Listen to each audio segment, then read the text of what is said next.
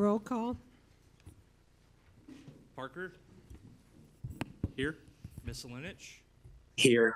Olson. Here. Zittergruen. Here. Chisel. Here. Neal. Here. Okay, is there anyone who wishes to address the council on anything that's not on the agenda? 3 minutes, please.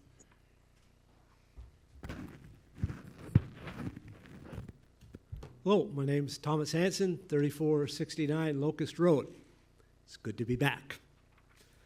Last meeting, towards the end, the one on October 21st, Councilwoman Neal went on a rant about one of our presidential candidates, saying what an evil and awful person he was.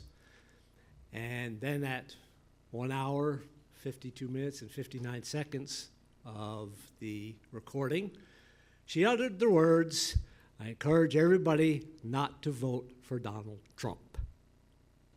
Now, according to the Iowa Campaign Ethics and Finance Committee rules, this is illegal. So after going on a rant about somebody else breaking the law and running for office, Ms. Neal did that herself. I have turned this video over to the Campaign Ethics and Finance Committee, and I was assured on Friday that they have opened an investigation into this incident. The worst thing was that the mayor, the city administrator, and the city attorney said nothing to her. They allowed Ms. Neal on city property to express her political opinion. Something which we went to court last year was one of their complaints, that they said we don't allow the city, don't allow people to express their political opinions on city property. During that trial, I had a book. In that book was several of these pictures that you have before you of somebody that spread this picture and others throughout the town. When I asked Travis when he was up on the stand if he considered this a political opinion or political speech, he said he was not sure. Now, I know you've went through after that and took all these stickers down from around town. This summer, however, people have gone through and put these up around town again. And you have allowed them to stay up there to right before this election. You allowed somebody to put their political speech on your city property and have done nothing about it. Now, when it comes to flying the flags and me expressing my political speech and your whole flag policy, you have dug yourself quite a hole in allowing others to express their political speech on city property. And I would suggest you bury your flag policy in it, because if you don't, I will bury it next year when we go to court. Thank you very much. Consented. Northeast Iowa Community Action Council update. Tricia Wilkins. I'm just going to pass along some materials like I have. I'm Tricia Wilkins. I think it's kind of a good idea for me. I stop about once a year and just give you an update on accomplishment, progress, things that are new with our agency on an annual basis. So thanks for letting me join tonight. I've been with the agency for about 16 years, with about 7 as the Chief Executive Officer. Our agency's mission is to advance community development and improve social and economic conditions for individuals and families with limited resources. We do this with quality family services, advocacy, education, and many, many partnerships. Most of our funding comes from federal funds, and it's the largest share of revenue, but we also have state revenue, local, and private due to support of cities, counties, individuals, and businesses. And I do bring up the funding structure because I think it's important to highlight the economic impact that we have within our communities. It not only helps those residents living in your community, it provides businesses to our local businesses. There are utility companies, landlords, auto mechanics, hotels, grocers, and more. To specifically focus on the city of Decorah, and I think it's in your packet, and then I believe Travis gave you this ahead of time. And this would be individuals living within the city of Decorah. Our agency served about 463 individuals with just over 100,000 of mostly federal funds of assistance. We also employ 19 of our staff that live in Decorah. And when I talk about the level of assistance, the 104,000, this is just financial assistance dollars. Many of our programs are service-focused, transit programs, Head Start programs, and all of those have a cost as well. That is not figured in with that. That is just direct financial assistance. Something else new, I'm sure everybody is aware, we recently acquired the Smith Building for our continued operations space within our corporate office. And that was from Winnebago County. We're working on a couple of things. We're gonna update our signage. We are in the process of writing a federal grant with the DOE in hopes to upgrade our lighting. It's, as you would guess, a little inefficient there, so we hope to be able to transition to LED lighting to help our utility costs and also save energy. Several maintenance needs we are addressing, roof repairs. Now we have a little bit of leaky ceilings that we're gonna be looking at. And we're currently also offering, leasing our office space to the County Historical Society, County Social Services, and so far, public health continues to be on our top floor. When we look at our programs and services, I won't spend a ton of time on your handout. You can see the data, but just to give you an idea of the larger areas, the LAHEAP program for those who are living in Decorah, which is financial assistance for a portion of home heating costs. For the winter season, we did assist 155 households with over $72,000 of assistance. And then when you take a look at our crisis assistance, we were able to serve 49 households living in Decorah with just over $22,000 of assistance. Somewhat unique to Decorah are two of our programs. Public transit, we serve 5 counties, but our arrangement with Hometown Taxi is unique to those who are living in Decorah. This is a contract that we have with them, and they provide ride discounts to individuals who either have a disability or seniors, and we are able to supplement some of that cost for them. And what it does, the benefit is it helps us extend transit to do things we aren't able to do with providing additional rides. And it also, we're able to count those rides because we contract with the federal government, which helps our federal funding formula from the DOT.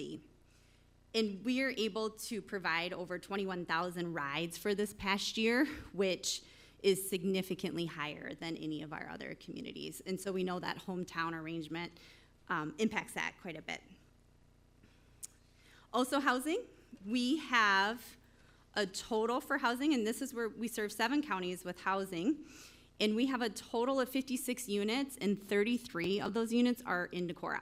So a significant amount of housing is dedicated here within this community.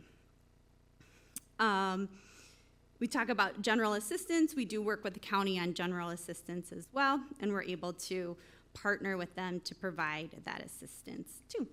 So, does anybody have any questions? Not really a question, I guess, just a comment. I want to thank you guys for all you guys provide for our community here and stuff like that. I did want to give you guys a special shout out. I see you guys, Earl is providing rides tomorrow for people that need to go to the polls and don't know how to get there and stuff like that. So I really want to thank you. It's so relevant at this point in time. Free transportation, yes. So appreciate that. To vote.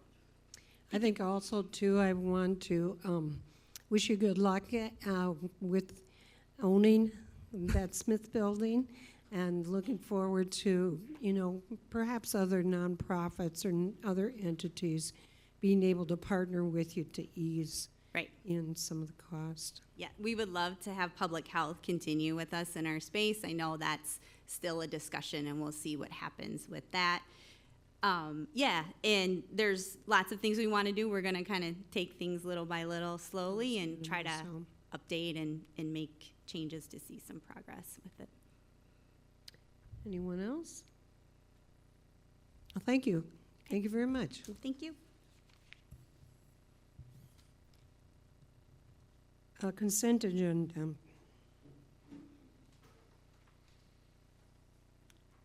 Item A, minutes of the October 21st, 2024 council meeting. B, claims. C, appointment of R. Ivy Riggs to the tree board. Move to approve. Second? Moved by Chisel, seconded by Olson. Any discussion? Hearing none. Roll call. Chisel. Aye. Olson. Aye. Parker. Aye. Misselinich. Aye. Sittergruen. Aye. Neal. Hi. Motion carried. Conduct a public hearing on easement for parking in the right-of-way at 803 Commerce Drive. Can you give a background on that, please? Yes, so I'll give the background for item 6 on the agenda is the public hearing. Item 7 is the potential actionable item of the council. I'll give them both together.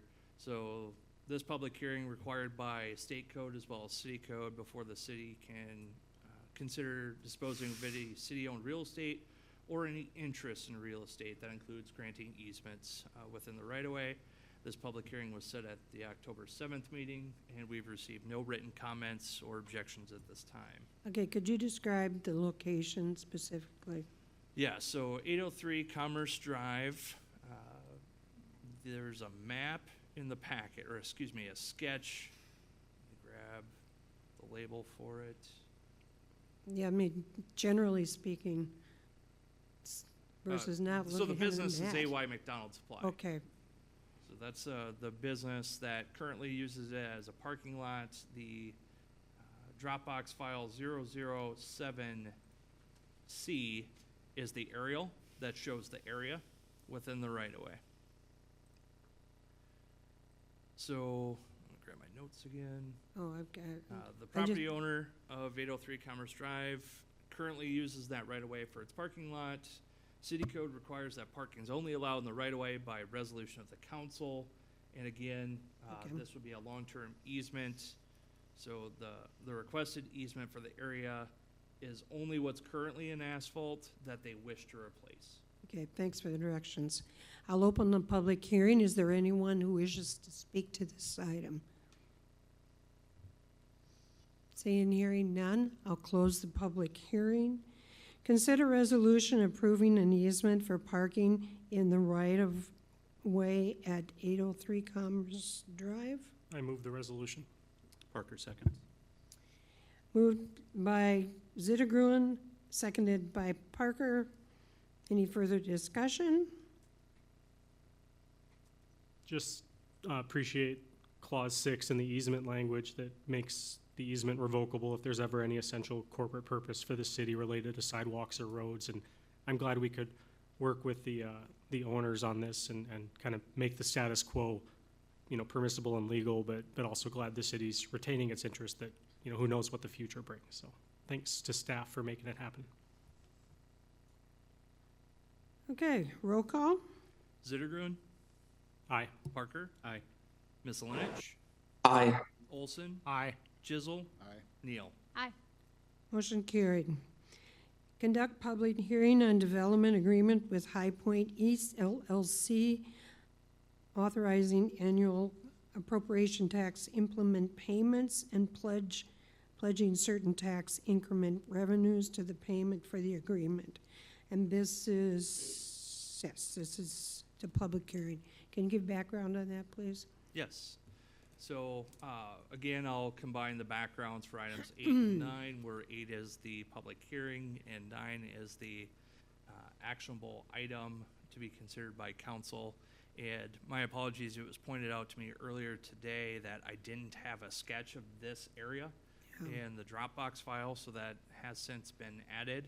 So if you do go into Dropbox and open it up, you'll find that now in there as item 008B, I believe. Sorry. Is it 008B? Correct, 008B. It I've says got you. TIF Yeah. exhibit only. So that is an aerial sketch of the TIF district. So again, this is the public hearing portion, followed by the actionable item. The proposed development agreement, this is the second time we've tried to set the public hearing. We had a failed publication and had to reset the public hearing. So required by a state of Iowa prior to the city entering into a development agreement that is authorized by an urban renewal plan. So we have not received any written comments or objections at this time.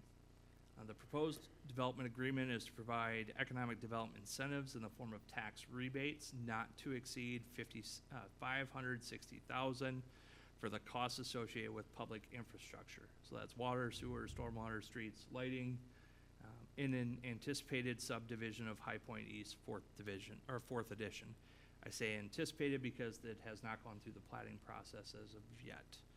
And if you do refer to that TIF exhibit only, that shows that it does open the northernmost lots and provides for infrastructure what would be an extension of East Hills Road, which is off of East Ridge Road, moving west, and then that would start the the street that would then bend to the south, and then a phase 2 implementation, which would connect back up to Davden Road on the west side there.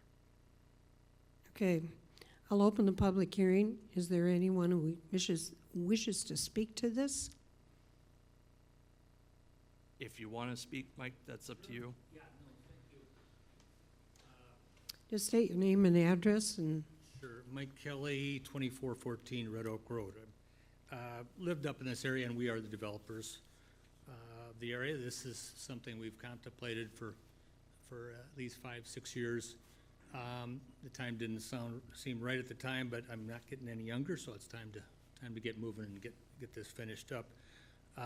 But if you're familiar with that neighborhood, much of the existing neighborhood was in the county. So this is kind of a unique, now that we do have public infrastructure from the city through there, this does allow us to continue and finish this up. It would be a similar makeup, similar to the rest of the neighborhood. And we're excited.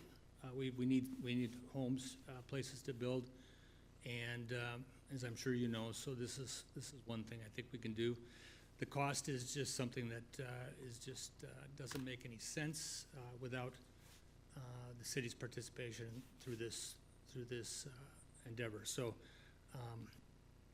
we ask that the possibility exists to go through with this and get going on it. How many lots do you anticipate, Mike?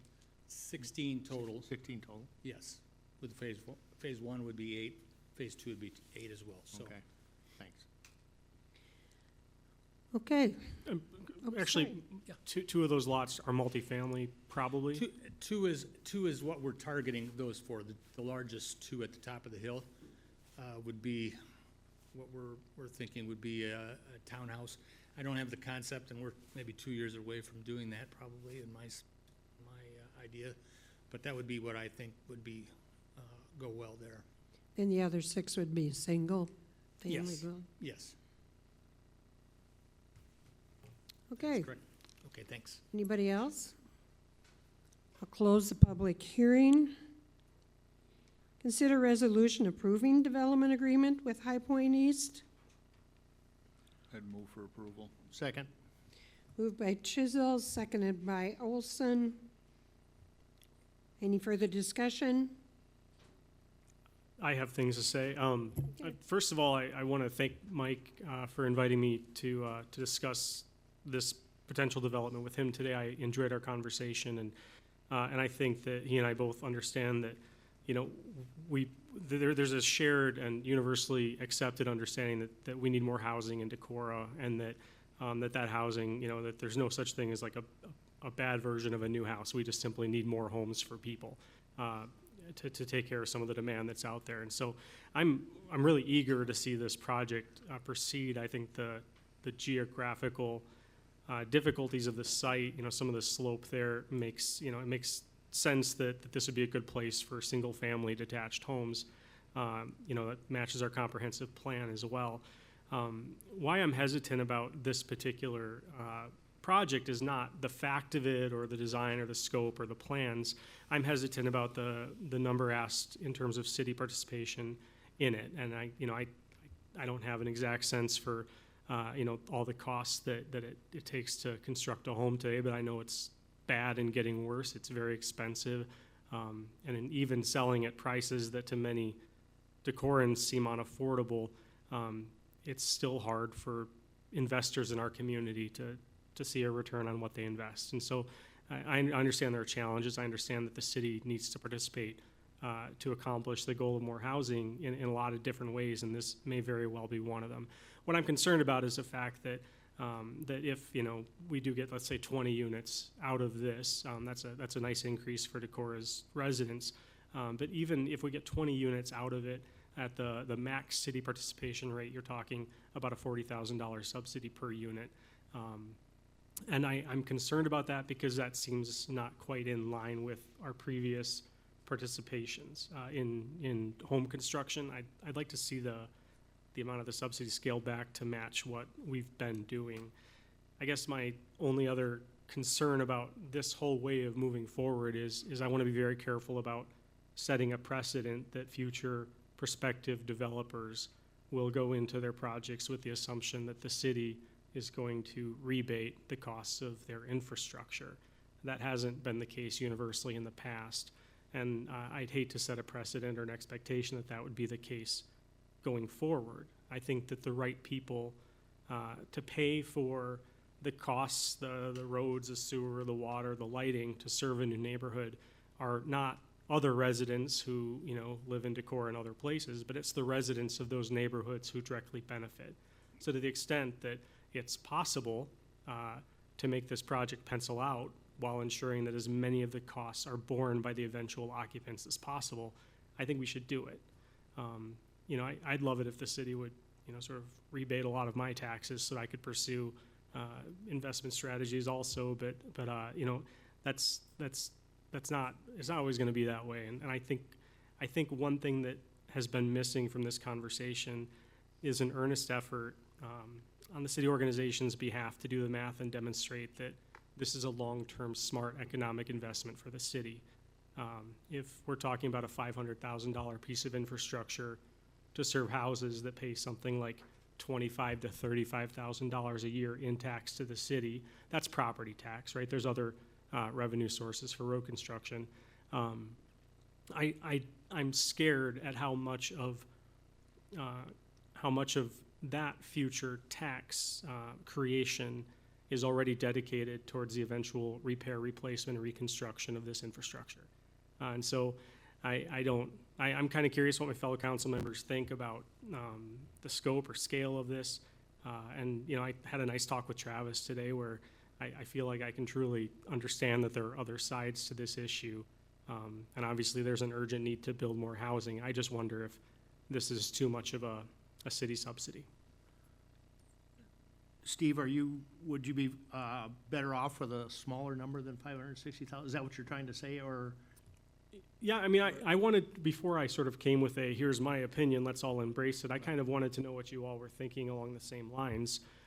Travis, I don't even know what would happen if that would basically send you back to development conversations, right? That there'd be another agreement needed, because there's a tentative development agreement, right?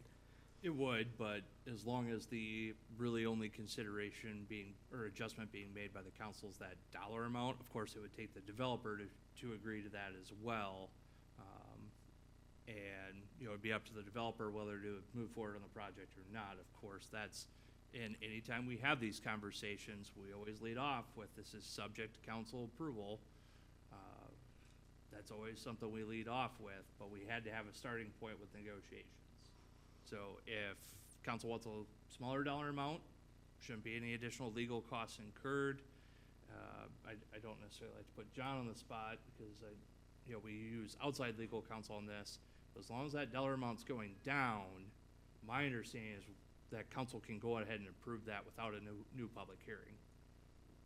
That's my understanding. Would you have the same Yeah, or similar? That wouldn't cause me concern. I mean, in the end, it'd be up to bond counsel to give the final say, but that's not a red flag to me. It's if you exceed what you have previously disclosed to the public. How did, is the 560,000, you figured that out? Mm-hmm. So largely based on the cost of the infrastructure. And that's, I believe the estimated costs right. were 550 even, pretty close to that.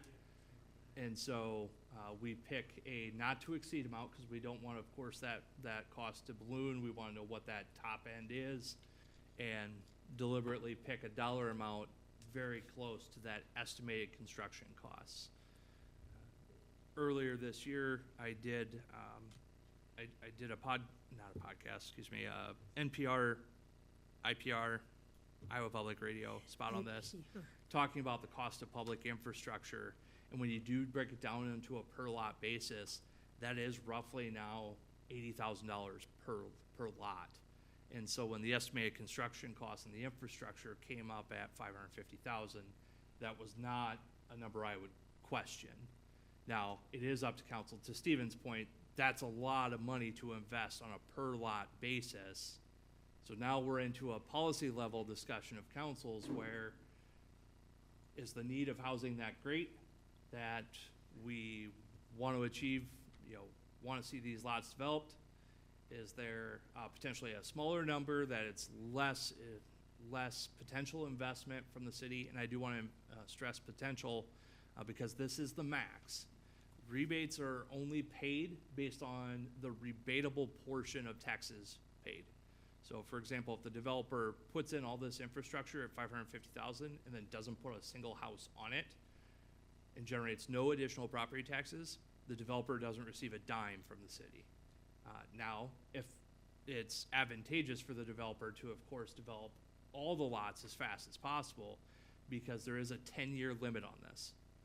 So at the end of 10 years, those rebatable taxes stop to the developer, and then everything goes into, whether it's the general fund, the school's allocation, the county's allocation, 10 years it stops.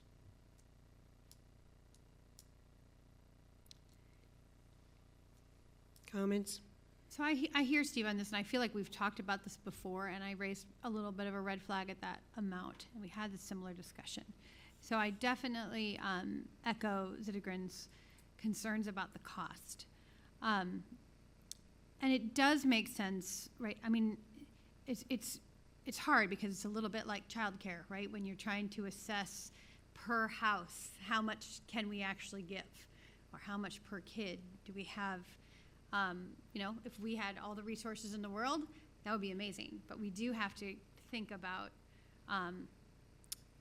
more than just the units in front of us. So when I think about how we help, there is a subsidizing that we can do. And I also agree that I'm not sure that that has to be at 100%. So if the cost of infrastructure is $40,000 per unit, is that what Steve figured out? Because you said 80. So I'm just curious. Right, I heard it. That's the rebatable portion of the infrastructure. You take 560 divided by 8 lot, because I'm Sure. doing lots. Okay. You divide it by 8, 8 and 8 is pretty close to 56, That's 640, right? 8 and So 8, it's 70 as opposed to 80, yeah, 70. so 70,000 So the cost of infrastructure per lot is going to be 70,000, and we're giving 40,000 per unit? per unit, yes. That's the max. However, and I did share Excel calculator that I've built with the developer as well. And I did show other council members, I have shown other council members this previously while we're run through different scenarios. Assuming a full build out of only 8 units in 2 years, using, now granted these are numbers that fluctuate, our current residential rollback calculation, the consolidated tax levy and what's eligible for TIF, you know, that number 560 can go ahead and be dropped, and in all likelihood, the developer's never going to be able to get up to 560, even if they build out everything in the first year. Like, in all likelihood, unless the value is substantially high or the residential rollback calculation goes back up, they're probably not going to see that 560. Because the taxes won't be that much. Correct. Yeah, I think that is what you told me last time, which made me a little bit easier to take. Because that's my question, right? These are tax rebates that would come to the developer, not the people buying the house, correct? Correct. Because people buying the house can only get so much rebated, according to the state law. Abated. Abated, sorry. Different. Abated, okay. Yep. And if you abate, so it's very important to point out, as with all our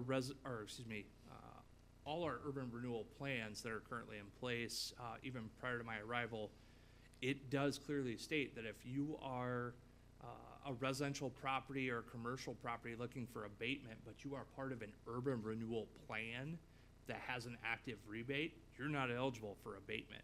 Because if you overlap the two, for example, in this scenario, if, let's just use for easy figuring the old way, how it was 100% abatement of the whole value, well, that means there's no increment, right? Because for the first 5 years, because all the houses are having their property taxes abated, so the developer doesn't see a dime for the first 5 years, even if every lot is full with a house, because they're all being abated.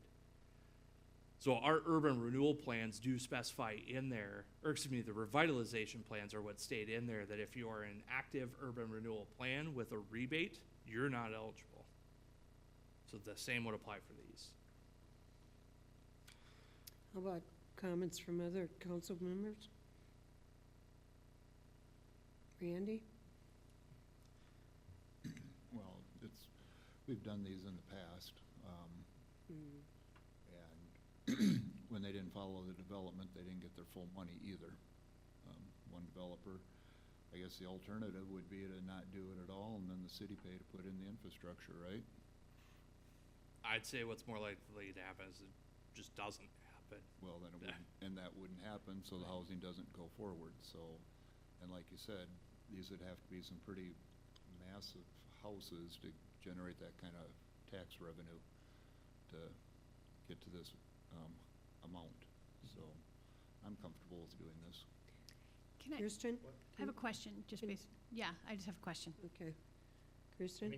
I guess I'm comfortable with the 560 as well. What kind of number were you guys thinking of that would be more palatable to you, so to speak? That was. I don't want to put you on the spot. No, that's because- fine. I because actually. essentially we're negotiating now on which. I actually think that that's exactly the kind of conversation that we should be having. So I'm glad for the question. I wish I had a specific answer, but here's what I do think. I think that we as a council owe it to prospective developers to have a conversation where we say, hey, for the most part, if you're developing housing in Greenfield, this is the per unit participation you can usually count on from the city. And right now, I think the prospective developers don't have that information, which makes it hard for them to plan. That's worked out piece by piece. And so maybe this is a microcosm of a larger problem, and what we really ought to do is just put the word out on the street, hey, we're gonna match 40K in infrastructure costs, so you can count on that, that's what the council sort of publicly stated. If we do that, I think it's in Decorah's economic and in every other way's interests for us to more highly incentivize infill development than greenfield development. And this project does the exact opposite of that when you compare our two most recent development incentive packages. This one comes in at 40K per unit, something like that, if they do max it out. And that's more than what we are doing with the, someone help me out, Rebound? No. Is it Rebound? Yeah. No. Yeah. The old printing building. So for me, I don't know if like I want to tell you, we should participate $413,027. I don't think that that's a helpful way of going about it. I feel like this represents some priorities that aren't in the right place. Brent? Brent? You go ahead. Well, again, I just want to clarify the math, because I'm hearing, things aren't making sense to me, again. Right? So you're saying that there are 8 units at 40,000 that we're subsidizing, essentially. So that would be 320,000. 8 units at 70. 8 units at 70, and, 560. okay, so Steve, what's your 40? What's the 40,000 max that people are talking about?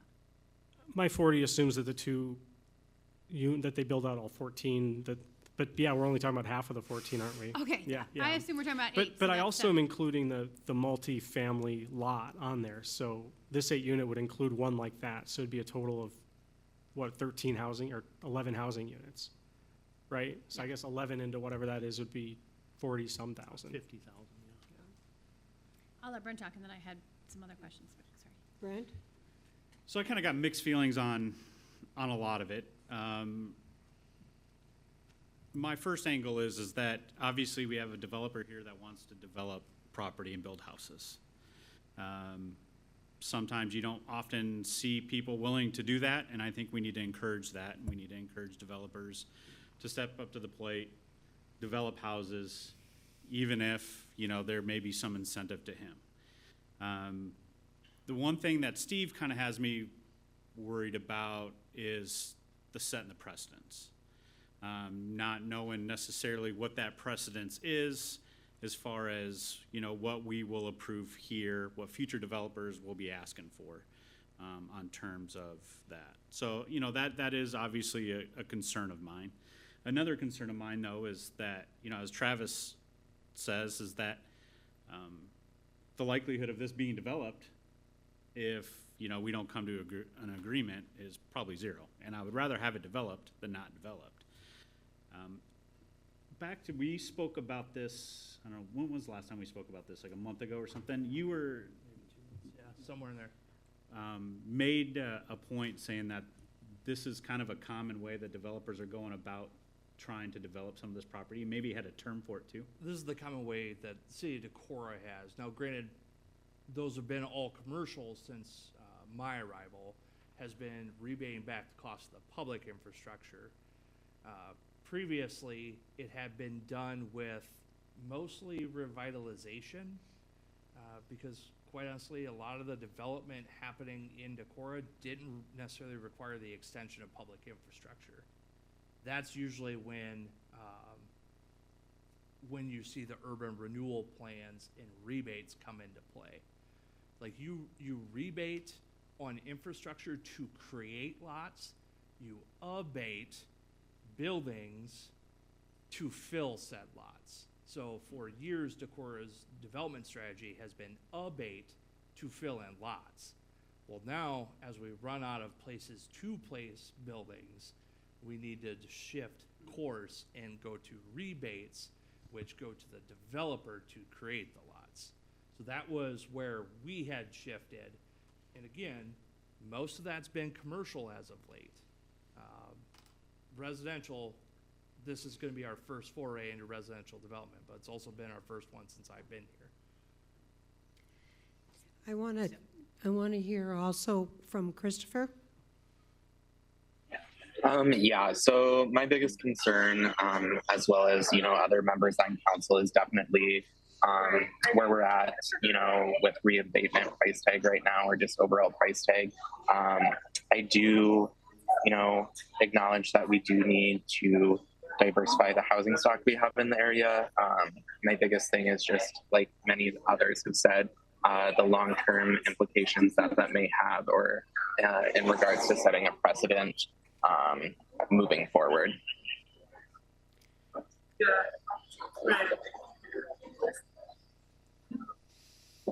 So one thing I hear is perhaps this would be okay, but then moving forward to set sometime, or this is not okay, and you want to look at lowering the amount.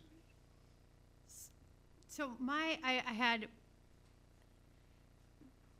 as I look at this agreement, right, I hope there's still room for negotiation, right? I hope it isn't like this or the developer walks away.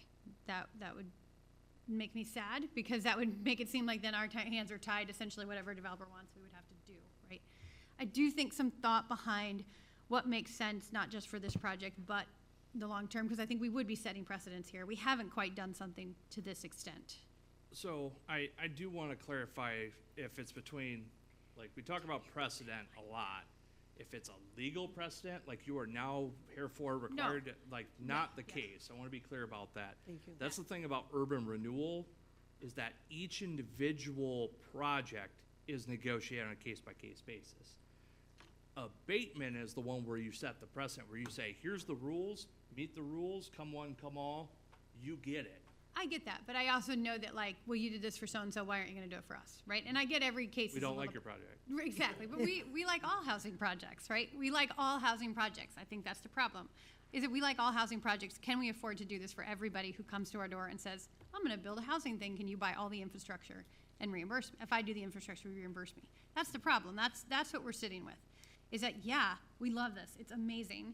But we also have to say, all right, how many other developers, hopefully more, are gonna wanna do this? And what is long-term sustainability for the city of Decorah in terms of giving a rebate for infrastructure? So I had two questions. One is, if we set the max at 560, does that then encourage a developer to build the most expensive house possible? Because they know they're gonna get the infrastructure back. If the developer is also playing contractor and constructing the homes, then yeah, Okay. that's, So then my other thought, and this is, this is kind of a crapshoot in terms of how this works, but if the infrastructure is going to cost $70,000 per home, or roughly, or whatever, we can figure that out. I guess in my mind, why isn't it a cost share between the homeowner? Because I assume the developer is just going to pass the cost on to the homeowner. Why can't it be a cost share between this, and we think about not 100%, but why can't we think about 60%, right? 60% city, 40% developer, which eventually is essentially going to go to the price of the home. If you build a new home in the country or wherever else, you're going to buy your sewer, and you're going to have to put in that infrastructure to get to your house.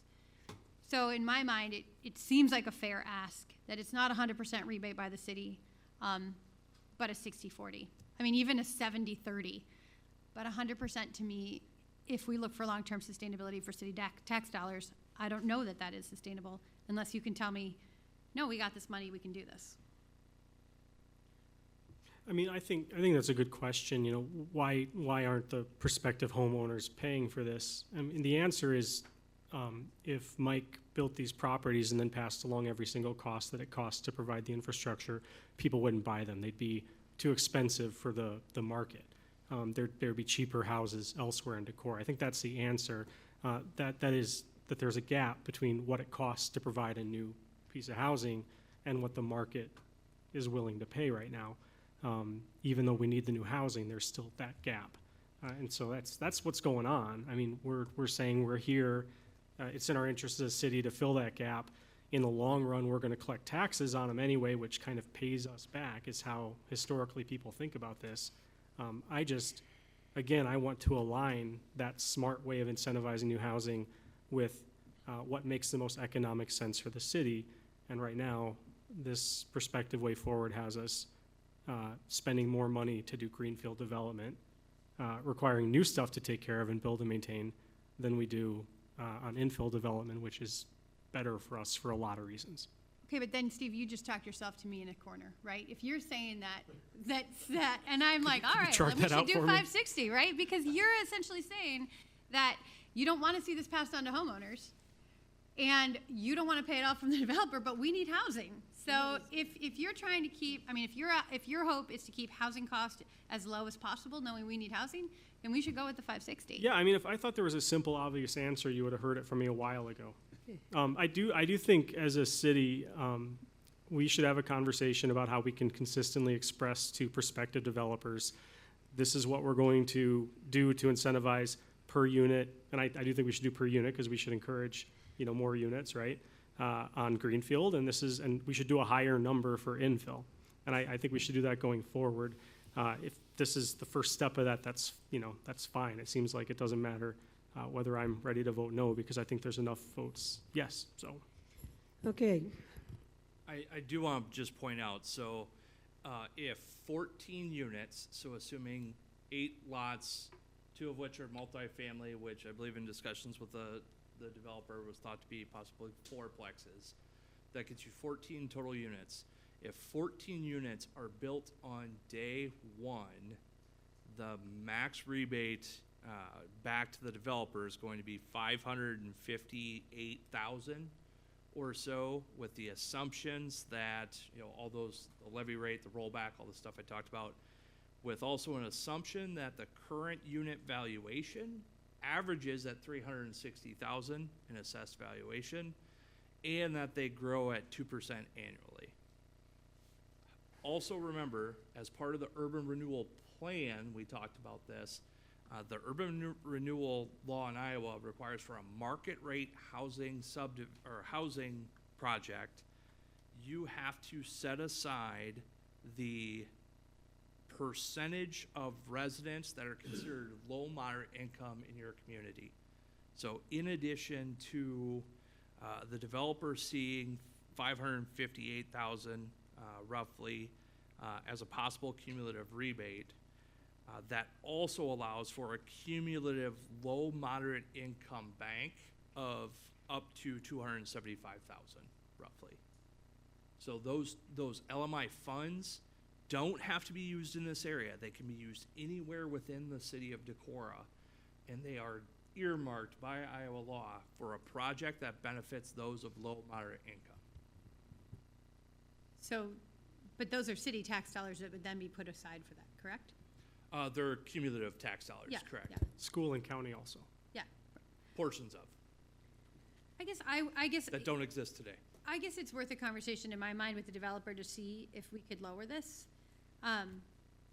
Only because a $360,000 house, that's totally reasonable, right? So I actually do see a pathway that these 14 units would garnish $5,000 or $560,000. And I guess maybe what I really want to know is, can we afford this? I mean, can we afford this if 3 more developers come to us in the next year and want a similar package? What does that look like? That's a decision for you to, as council, to make, because if we made decisions an only on what we assumption. could afford, Yeah. I think one answer to that, Emily, is what we'd be rebating is money that right now doesn't happen, right? It'd be tax dollars on property that isn't built yet. And so we're not, writing a check for the 560 or building the street with our own cash. That would be, the developer's responsibility. And we would take tax dollars collected on those improvements to rebate to the developer for what the costs they incur. So yeah, we can afford to do it a lot until the bill comes due for all of this new development, and we realize, oh, this style of development isn't sustainable. These houses aren't paying their own way. Well, that's what I was going to say, Steve. I'm going to put on your hat and tell you, well, then we just put $1.5 million of new infrastructure into our community and haven't repaired the old infrastructure that's broken. So, I mean, that's what you would say back to you. Okay. Yeah, I think that's the important. I know our eyes get glazed over with these details, Mayor, but I do think this is an extremely important conversation. I hear you. I don't think that it's very obvious how the city ought to proceed with these kinds of development packages, and I just know that if this is a smart investment for the city, if this is a sustainable development style, that's what's going to matter in 200 years or 100 years, right? Do these lots and the houses on them generate enough money to pay for the roads that it takes to service them and all the services we provide? If it doesn't, eventually, we're going to lose money and have to raise taxes on other people. If these houses kick out more than, if they kick out more in taxes than we need to spend to take care of their roads and provide them with police and fire and everything, well, then it's a good deal. And frankly, that's a value consideration for the council to determine. Okay, just to remind you, you have a motion and a second. Let me ask one more question. Do you think we're painting ourselves into a corner if we approve this one at this point in time, that we're having to approve other ones down the road? Or can we do this as a starter one and then have this discussion later on down the road about how to proceed forward with possible further developments? Didn't he say that most of them would be individual? That's what I'm saying. I think you're Right. But asking, mean, like, have a how do we generalized feel discussion. about Yeah, sort of, right, right. setting our own personal Right. precedents, right? Within our own integrity, like, Right. we're gonna pick this one, yay. We might have to pick another one and be like, eh. Right. That's what you're asking, right? Yeah, I would strongly encourage you all to, if you decide to approve this development agreement, to not consider it to be a precedent for all future development agreements. Because, understand you know, one factor in favor of this that won't necessarily be in favor of other future development agreements is that there's contiguity between a similar neighborhood, that there's topological or topographical challenges to the site that make this probably not really appropriate for other styles of housing developments. Like, that maybe makes sense here. But if someone came up and said, we have a, you know, flat acreage, mile and a half outside of town, you know, whatever, we want your participation, well, I hope we'd be willing to say no to the wrong styles of development in that case, even if we say yes tonight to this. Okay, I have two more questions because I still don't know how I'm gonna vote. So I have two more questions, right? Travis, how was the amount determined? How did you and the developer come up with this amount? Estimated cost of infrastructure. So it was really just we'll rebate the cost of back of infrastructure. And I cannot emphasize enough, that is assuming that they build every single unit out day one at 360,000 average valuation per unit. In day one, do they hit that amount? Right. So that's why before I said, in all likelihood, they're never gonna see that amount. You know, it's all under their control on how much they see as a rebate back. But 560 is in all likelihood the most they'll ever see, assuming full build out day one. And for residential housing projects, is it common for cities to pay essentially for infrastructure, either pay for it themselves or rebating it back? Say it again one more time. So is it common, like, I understand commercial development, but for housing development, has it been common for cities to essentially either build the infrastructure needed to get there or to rebate it back in this way? Depends how aggressive you want to be. So if you're talking the city build out the infrastructure, that's extremely aggressive because Okay. in that scenario, the city takes on all the risk because you've already incurred the cost and there's the potential that the housing never comes, whether it's, you know, the housing market bottoms out or just generally speaking, you don't have the contractors available to build the homes.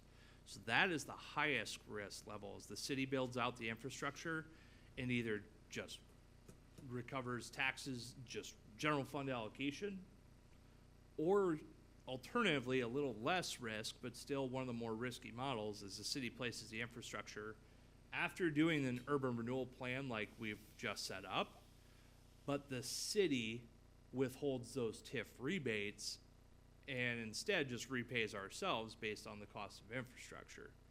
A couple ways you can do that. You can use, I shouldn't say it like that. Some communities would have options to pay with cash on hand, or alternatively, you bond for it and you repay the bond with TIF revenues. But typically, you have to do a TIF GO or a TIF revenue bond because in year 1, 2, 3, all of those are going to have debt service payments. If you don't have homes on them, you don't have any revenue to repay those. Emily, was your specific question, is there a precedent for this style of development agreement in other communities? Is this how other cities are pursuing development? Yeah, we're not talking about building the infrastructure as a city in this case, so I guess I'm interested in the answer to that as well. Right, yeah, so that was the second question she asked about the city building out. So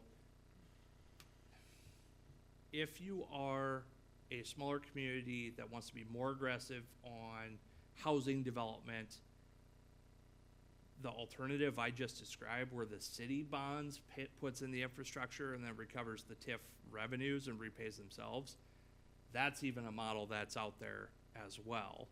But in that scenario, the city carries the risk because you're reliant on the contractors to build the homes on the lots.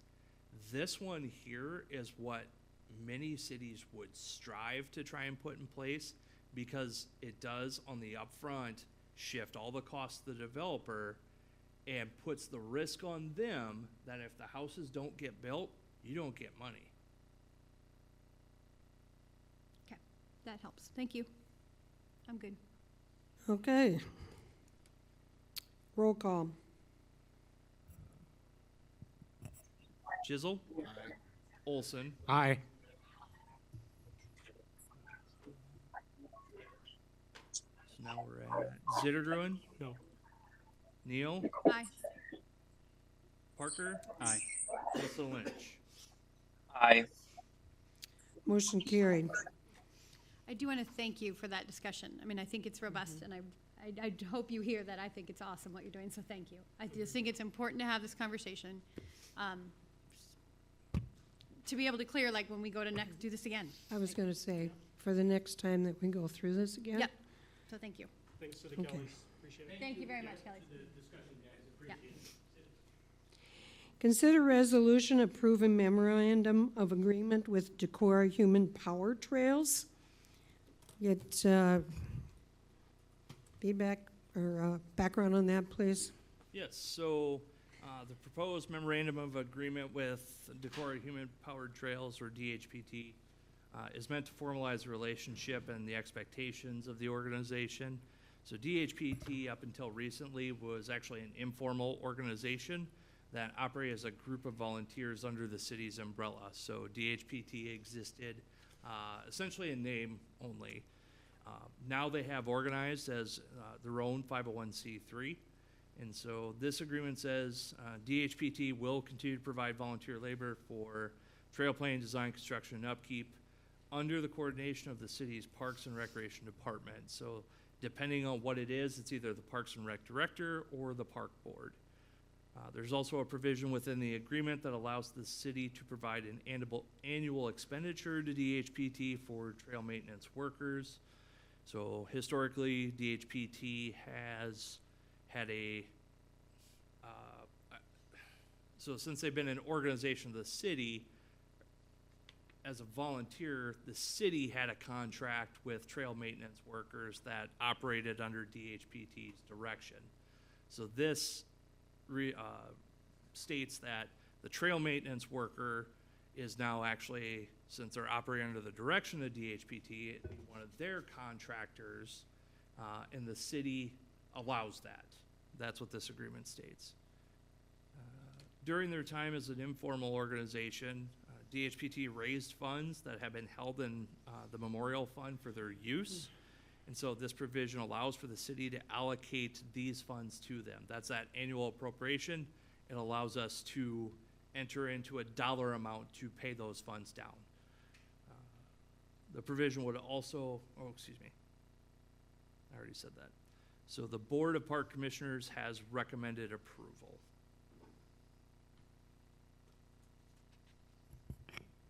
I make a motion to approve a memorandum of agreement with Decorah Human Powered Trails. Second. Motion made by Neal, seconded by Zittergruen. Discussion? Do you have a ballpark for the funds that have been sort of held in trust for, It's approximately 15,000. and that money was raised and held by the city, but it was kind of raised by Human Power Trails? Yeah. Correct. Are there limitations as to which parks they provide maintenance for, or is it just any park in general that they The operate in? memorandum states that trails meant for human-powered use. Okay. But no, it doesn't differentiate and say specific parks, but it says all that will be through direction of the Parks and Rec Director or the Park Board. Obviously, this has been an issue, related to DHPT and horseback riding enthusiasts locally that obviously that has been in the news, and it's been sort of a matter of concern for our Parks and Rec Board. Could you comment on the timing of this? Yeah, so the timing is extremely unfortunate. So as Nick Perch, who's in attendance, president of DHPT, will point out, he and I actually had a conversation, I bet, a year and a half ago when you guys were looking at formalizing? Talking about going 501c3. Nick? Nick, it's Nick, right? Can you come up here, please? Yeah, probably a year and a half ago, we met, and then Travis said that recommended that we go with the Friends of the Park or this full 501c3, and let it be known that our group is a bunch of people that go out and build trails by hand. They're like, let's do the full dive head in, so we went 501c3, which leads to a little more paperwork and I guess not red tape, but more things to do and more things to formalize. So I think it was this spring we finally got our letter back from the IRS saying that we were tax exempt status. So And so the timing is just extremely unfortunate. It was meant to I know. formalize now that they have established their own organization. John prepared this memorandum of agreement with ever so slight modifications. And signed off on those modifications. I mean, I think one of them was literally just adding an S to trail workers. But it actually has nothing to do with the current issue at hand. Okay. I will just add to that. I do think when I came on council 6 years ago, in my conversation with Andy and thinking about how much trail work there was already discussion then about how do we formalize a relationship with them and the importance of doing that, so. And largely the formulas, like Nick talked about, it was either Friends of the Park type setting or this 501c3, because the conversation really focused around their fundraising efforts, their equipment, their, the stuff that they're purchasing. Well, they're purchasing it under the city's umbrella, so it's city equipment. Yes, they are city funds that we hold in their interest, I guess you'd call it. But they weren't their own organization. So if they want to do their own fundraising and have their own equipment and everything, like, they didn't want to operate under, like, I think one of the things was a trailer, like to try and get a trailer, trade it in and buy a new trailer. It's this way now moving forward as they buy their own equipment, go do what you want with your trailer. But unfortunately, when it's a city trailer, it's a little different exercise. I think going for the 501c3 itself showcases their intent, Yeah. as does the work that has previously been done with this. Any other discussion? Hearing none, roll call. Neal? Aye. Zittergruen? Aye. Chisel? Aye. Parker? Aye. Ms. Lunich? Aye. Olson? Aye. Motion carried.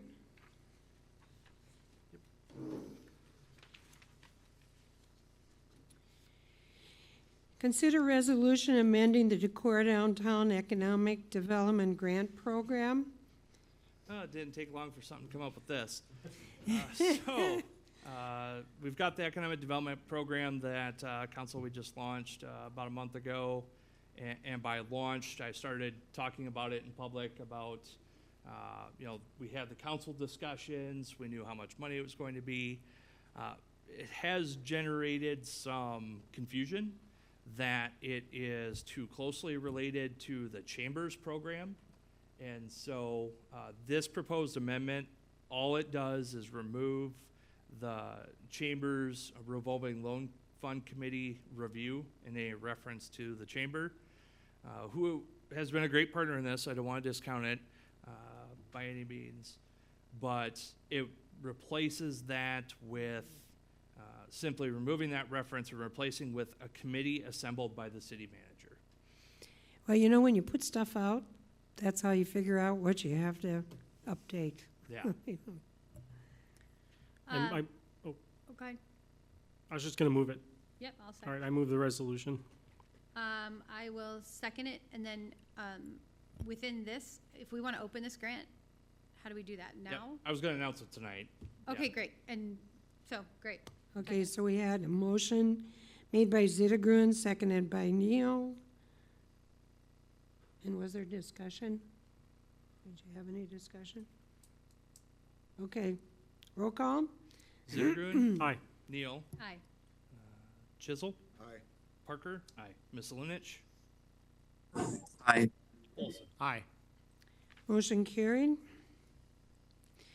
Consider an ordinance. Wait, Oops, so, go ahead. I was just going to do it at the end under staff comment. so we don't have to do any kind of action to open, it'll just open and Yep. close, okay.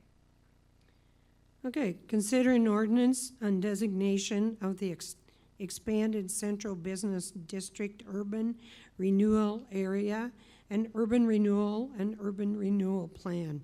This is the third reading.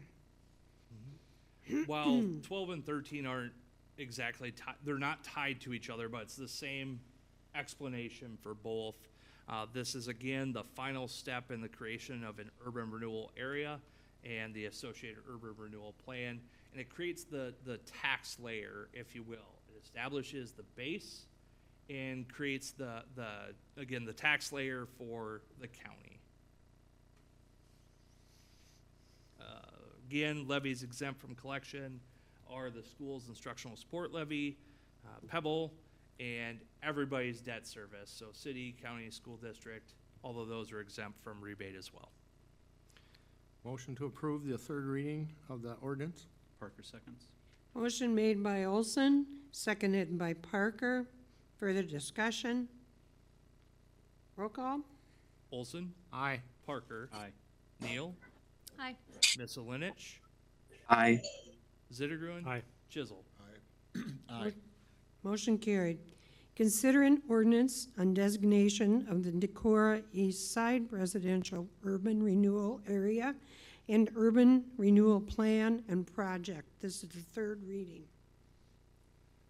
This is that same background, and this is the area associated with the development agreement just considered by council. Motion to approve the third reading of this ordinance as well? Parker seconds.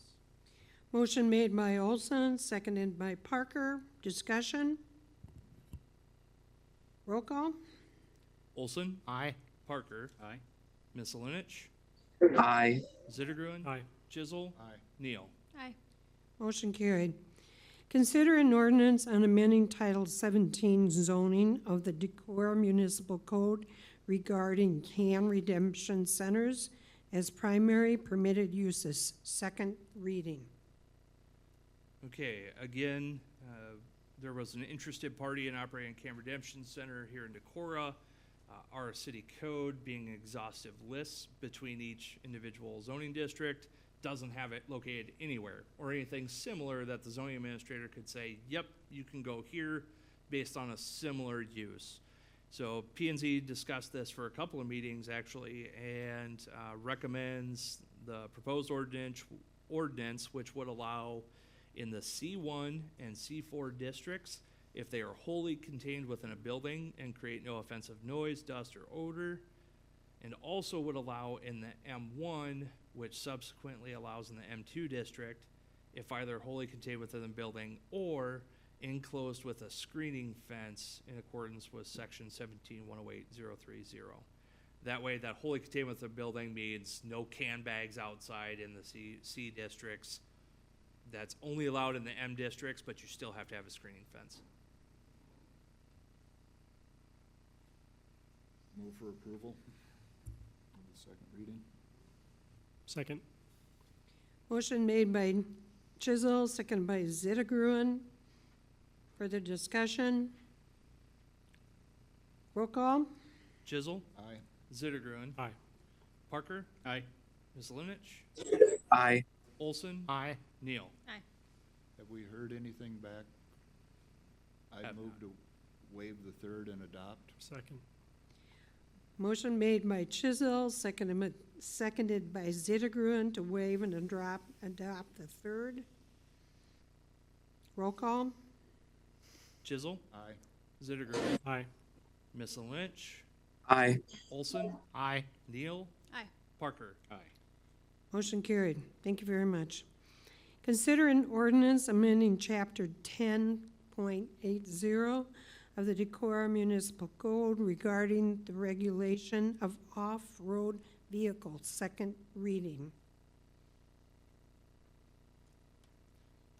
Okay, so again, proposed ordinance would allow on all city streets, but prohibit the use on sidewalks or pedestrian pathways and in all city parks, including the Trout Run Trail and Ice Cave Road. The Board of Park Commissioners did weigh in at their meeting, and as considered by this group in the first reading, would also allow, while prohibited in all city parks, the exception to that are the paved portions of Palisades, as well as the paved portions of the campground. So essentially, if you can drive a car there, you can drive an off-road vehicle. Let's see. Also, are provisions in there that the council can adopt other areas that are prohibited by resolution where additional signage would be required. As drafted and considered as part of the first reading would be a prohibition of use of ATVs on private property. So public property, ATVs not a part of this discussion, but on private property also would restrict their use. You cannot ride them from 10 p.m. to 6 a.m., similar to the noise ordinance discussions we were having. Have you had any comments received on this? Other than kind of off-the-cuff ones of, hey, I hear that's being considered of council. I have not had any official comments, no. Couple off-cuff ones. We had a letter, was I the only one who got it? Didn't I forward it to you? I think I got an email or two. I got an email about the noise in residential neighborhoods. Right. I know you guys talked, I think you two council members brought up I don't think I got it. at the At the- first at the reading first that you had reading, right, received right, some right, feedback, you're but right. I got one after our first reading too. So I will put it in, I apologize, I thought that I did. So I will make sure it's in Dropbox. Well- I'll send it to you. if you receive individualized communications, always want to point out, either respond back to the person, and if they want, like, let's say they say, please forward this on to the rest of the council members, don't do that. Respond back to them and Sure. say, you need to send it to the other council members, or you can bring it up in this meeting. As long as it's this public format, you can go ahead and bring up, or Dropbox alternatively, but yeah, send that to me and I can put it in Dropbox then. Okay, I will express the concerns in the email. I think there was concern, especially in the Phelps Park area, just if there was a large UTV ride often, like let's say they decided to do one every Sunday morning, or, the noise that would incur at that area. And what I told her, which is I think what we all agreed, that we were gonna try to do the least restrictive possible, but if we started to see issues in certain areas, that we would certainly revisit this and think about noise if that became a problem. So. And that's certainly one of the reasons we put that possibility for the council to establish prohibited areas by resolution as well. Yep. So we're not doing 3 readings of an ordinance again. Yep. Move for approval of the second reading. Second. Motion made by Chisel, seconded by Zittergruen for the second reading. Any further discussion? Just say that I also had some concern about noise, and I'd like to just remind the council that as we discussed this, we did talk about, that if this, Christopher, I think there's a lot of background noise coming from your mic. That as, in the future, if this creates a lot of problems, or if, there are folks who, take advantage of our permitting this in a way that sort of makes life worse for everyone else, this is a law that we can change again. So I just want to remind you all that this is something that we're not committed to in perpetuity, that we can consider and adapt if we learn that this isn't working out. Okay, roll call. Chisel, Aye. Zittergruen, Aye. Olson, Aye. Neal, Aye. Parker, Aye. Miscelinich. Aye. Motion carried. I would move to waive the third reading and adopt. I'll second. Motion made by Chisel, seconded by Miscelinich to move and adopt.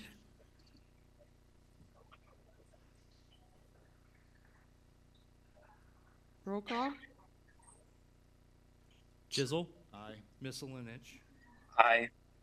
Olson, Aye. Zittergruen, Aye. Neal, Aye. Parker. Aye. Thank you. Thank you very much. Just to make it clear as far as the next 3, I think it would be, would be, the first thing is we would go into closed session, and we come out of closed session, and then we could potentially go into the second closed session and come back out. Is that correct? If I might, Mayor, Sure. real quickly on item 15, Okay. just so everyone's aware, we do have to publish in the newspaper for this to become effective. So, Sorry. based on newspaper timeline requirements, that won't be until next week, Thursday. So next week, Thursday, have at it. But Okay. please, until then, hold off because we are required to publish before this becomes effective. I appreciate that notation. I'm sure everyone listened. Okay. Yep. All right, so as I listed it out, that's correct? Correct. So a Okay. motion to go into closed session for 16, then we would come back out and then action, go back in for a Gotcha. different close, come back out. Okay. This is on collective bargaining discussion. Consider convening into closed session. Need a motion for that? Yes? Motion to go into closed session? Parker, second. Who made the motion? Olson? Yes. Motion made by Olson, seconded by Parker. Roll call? Olson, Aye. Parker, Aye. Zittergruen, Aye. Chisel, Aye. Neal, Aye. Miscelinich. Aye. Motion carried. We'll go into closed session and then we'll be back. Okay. Settlement negotiation discussion. Consider convening into, okay. I think there's we can make a motion related to the previous meeting. So I move that we name a negotiating team from the council of Brent Parker, Kristen Olson, and Mayor Borowski. And additionally, that we name Carrie, Travis, and John to represent the city's interest in these negotiations. Second? Motion made by Zittergruen, seconded by Olson. Roll call? All right, so it was made by Zittergruen, second by Olson, right? Randy's asking, do we have to go back into open session? That's always I don't know that we actually have a clear, I don't think you have to. I generally do, but I don't think you have to, just Right. because it seems Maybe we can do it, symmetrical. If you went maybe in- we if can you do went it for in, the second one. All right, Zittergruen, Aye. Olson, Aye. we're gonna be on Neal, Aye. Parker, Aye. Miscelinich, Aye. Chisel. Okay, motion carries. Now settlement negotiation discussion. Make a motion to go into, Second. motion made by Chisel, second by Zittergruen. Roll call? Chisel, Zittergruen, Aye. Parker, Aye. Miscelinich, Aye. Olson, Aye. Neal. Aye. Motion carried.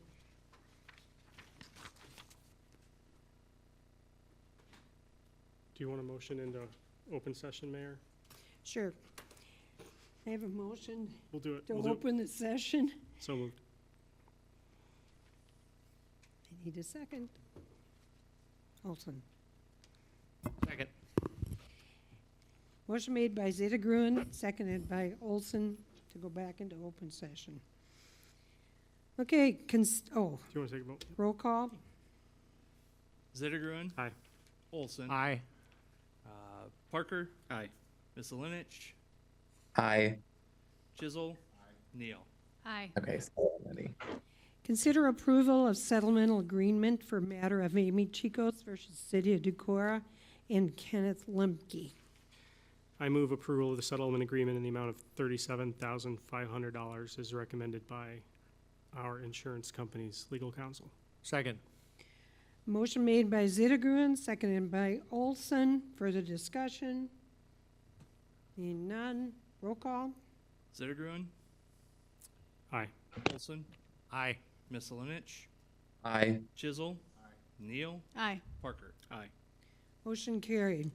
there's an opening on the Decorah Human Rights Commission. I'm taking an application for an appointment for Planning and Zoning Commission. There's actually 2 planning and zoning people. One, Martin, I have approached him as far as continuing on. I haven't heard back from him, but I'm hoping to. Mark Carlin, I talked to him. I voiced my concern of the fact that he had missed quite a few of the P&Z meetings due to the job that he had. He was unsure what he wanted to do, and I just said, what I'm going to do is I'm going to open that appointment for applications, and my desire to have those applications for planning and zoning due on, what did we say, December 6th, did we say? December 6th. Yeah, that's right, that those applications need to be in by December 6th. Is there any questions on that? Okay. City manager? Yes, so 2 things. One, wanted to point out, so in November, historically, that's when the city council has done our goal-setting session. So that way we can take that into the budget prep at the staff level into consideration. This being an off-election year, that's typically done in-house, much less formal setting than Christopher and Brent, your first go this year, where we basically go through that report, identify what's been done, what's still on there that is pertinent. Yes, that's prioritized, or nope, that's slid off. We're not too worried about that, and potentially new priorities of council. That would be Monday, November 25th, as that proposed work session date. Does that work for council? That is the 4th Monday that we typically reserve for that. Thanksgiving is the 28th, so it's later this year. So it'd be Monday the 25th. That works. Okay. With that, the only thing else I had was I was going to announce now with that change, the Downtown Economic Development Grant application. We'll have that window now open. If I can please have interested parties return those applications by the 22nd of November. That'll give us time to have that scoring committee evaluate, make recommendation, and award at the first meeting in December for council. Great. So I will push this out on social media, and I see Darren is still online, so I'm sure we'll talk about this as well on Our Town. I know Mark wanted me to bring up last week the joint work session. Most of you were in attendance, or not joint work session. We have another joint work session coming up It was a Park and Rec Thursday. session. Yep, so I did want to bring up a reminder, joint work session with the park board on the Dalen property on Thursday at 5:45. That is primarily virtual. So I say primarily because we'll have this space here. People can come and watch the presentation here if you so choose, but the presenters will be virtual. So it might be easier for you to actually stay at home and watch on a computer screen. With that, Mark wanted me to talk about, so last Wednesday, Park Board held their work session on the, we'll call it equestrian use on trail facilities in city parkland, of which there were 34 public comments made. And so my understanding is Park Board, they're still formulating as far as what next steps will look like. The next regularly scheduled meeting is November 21st.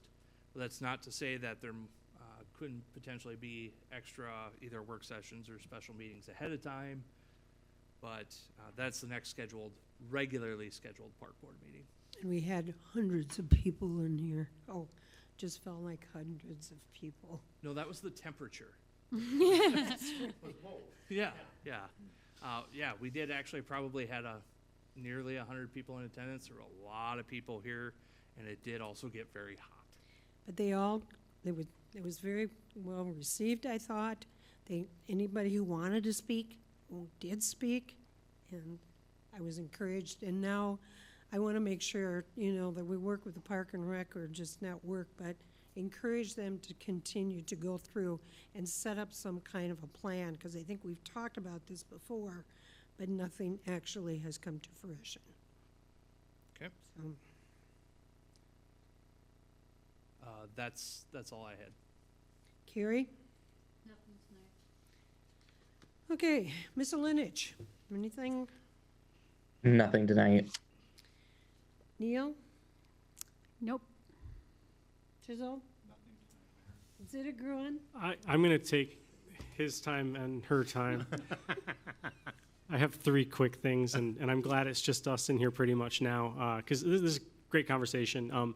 The first is that I'd like to see us as a council think about asking staff to create an email address that automatically forwards to all of us, so that constituents don't have to look up and type in all of our email addresses if they want to send something to us. I don't know if other council members think that's a good idea. Maybe say something to staff and say it'd be good if there could be a council@decorah.iowa.gov. I think the supervisors have something like that already, and it'd be a nice, easy way for constituents to be able to share their thoughts with us.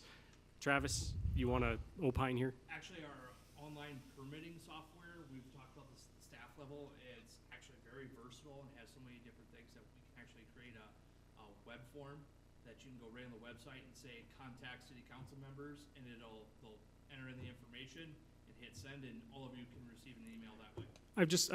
This is just in reflection on some of the conversations around bikes and horses, and I never mind hearing from people, and I think making it easier, especially for busy people who want to share their thoughts, I think that'd be an easy way to do it. Second thing also is related to public access. I was in the chambers for the Wednesday night discussion with the park board, and I would like to see us have the facility to be better set up for large crowds when they're anticipated. I don't, again, not pointing fingers about what's happened in the past, but in the future, I wonder if we could identify a source of additional seating in particular, maybe even additional space or alternative locations for meetings we anticipate being really busy. I'd like to see us do that. We have this dividable wall. I don't know if that actually opens up or not, but I think that the last impression we want to give people is that we make it hard for them to come and exercise their democratic rights to speak up in public meetings, and we were right on the cusp of making it hard to participate the other night. Where are the especially for additional folks. chairs? We've had more chairs than what we have. Then we need to I was bring gonna say, more because of the them fire back. department has a whole slew of them. Yeah, because then we need to bring more out, because, we could have moved them way up here and had more chairs going back. So having more chairs on hand. They were all gone out of there. They were all gone out. Yeah. I'm simply saying that if we anticipate it's going to be busy, if there's things that I can do, or if we need to spend some money to make it possible, I just think everyone ought to be able to have a seat, and that wasn't the case the other night. So I'd like to see us do better there. And then the third thing is in relation to, I guess I know that there are things that we can say up here that are political, and there are probably things that we're not supposed to say. I'd appreciate guidance from our attorney in the form of an email or a memo that could, remind us of any rules that the law requires of us in terms of how we can use this time. I'd be grateful for that, for just random reasons. Okay. Kirsten? Real quick, tomorrow is election day, and for those people that have not yet voted, please, please, please, please, please get out and vote. I know a lot of people are probably sick and tired of hearing about the federal election at this point in time, but we have a lot of local elections that are going on currently at this time as well, so please, everybody, get out and vote. The more people we hear from, the more we have an idea of what people want in this democracy, so thank you. Parker? Huge shout out to Decorah Vikings coming back to win 10-0. Other than that, jeez. I got nothing. Okay, and then we did get Christopher, right? We got him first, I think. Okay, motion to adjourn. Okay, so moved. Thank you.